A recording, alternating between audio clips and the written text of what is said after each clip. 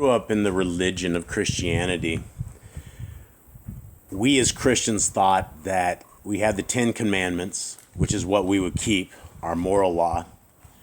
And then we all knew about the greatest commandment, or what we believed were only 2 commandments that really applied to us. And when we examine the doctrine of Christianity and wondering if we only have 2 commandments or 10 commandments or anything of that sort, I want to take us back again to commandment number 11, which commandment number 11 is very, very clear that we are taught to guard Yahuwah's covenants, laws, statutes, and commandments. And we need to guard this with a feistiness. We need to guard this with a sense of protection. Because when we guard something, you don't guard something by putting it in the trash. We don't guard something by ripping it up and not caring about it. Because in the religion of Christianity, we don't and we didn't guard Yahuwah's laws, statutes, and commandments. Now, when we look at Scripture and we look at 1 John 2:3, this is a very important verse. It says, "And hereby we do know that we know him if we guard his commandments." Now, the Christian religion will tell us right now that there are only 2 commandments, and besides the moral law, because we pull this from Matthew 22. And it comes from the bottom here. And this is where people were testing Messiah Yahushua. And I say Messiah Yahushua because there were no J's in Hebrew.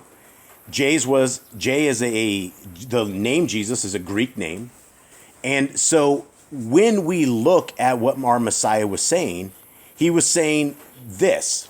And somebody said this to him, and this is what he replies. Somebody goes, "Rabbi, what is the great commandment in the Torah?" Yahushua said unto him, "You shall love Yahuwah Eloheka with all your heart, with all your soul, and with all your mind. This is the first and great commandment. And the second is like unto it. You shall love your neighbor as yourself." Now, this commandment, the very first part of that, where we are to love Yahuwah Eloheka, that comes from Deuteronomy. That comes from back in Deuteronomy. It comes from Deuteronomy 6. And this is what we have, which we call the Shema. Now, as Christians, we were told to disregard the Old Testament because that was the old covenant and that was for God's chosen people, and we are Gentiles. Now, when you study scriptures, you very soon learn that we don't want to be called Gentiles. We want to be the chosen people of our Creator. And so when we are looking at the greatest commandment, which is this, "And you shall love Yahuwah Eloheka with all your heart and with all your soul and with all your might. And these words which I command you this day shall be in your heart. And you shall teach them diligently unto your children, and shall talk of them when you sit in your house, and when you walk by the way, and when you lie down, and when you rise up. And you shall bind them for a sign upon your hand, and they shall be as frontlets between your eyes. And you shall write them upon the doorposts of your house and on your gates." So when we are trying to deprogram from half-truths, one of the half-truths is that the laws, statutes, and commands. One of these half-truths is that the laws of our Creator don't apply to us anymore. And if we look at that theory and we don't think the laws apply to us anymore, then why have we been told more than 53 times that we need to guard the laws, statutes, and commands of our Creator? So the religion of Christianity has us believing that there are a moral set of laws where we have 10 of them, but if you are a Christian, you don't keep the 4th commandment, which is to obey the Sabbath day, right? So there's a problem. There's a problem with all of the philosophy, and there's a problem with all of this religion, and where we hook our star up to religion and we disobey the laws, statutes, and commandments of our Creator. So it's not that there is the greatest commandment out there, but it is that the greatest commandment has us fall upon all of the rest of the commandments. If you say that you love your parents with all your heart, mind, and soul, but yet you disrespect your parents, you loathe your parents, you don't take care of your parents, you are angry towards them, you just don't like them, then that isn't loving your parents with all your heart, mind, and soul. Now we have a greater parent than our parents. And that greater parent is Yahuwah. And it's simple enough what he has told us to keep. People think that keeping the laws of our Creator are very hard, when in fact, they're very easy.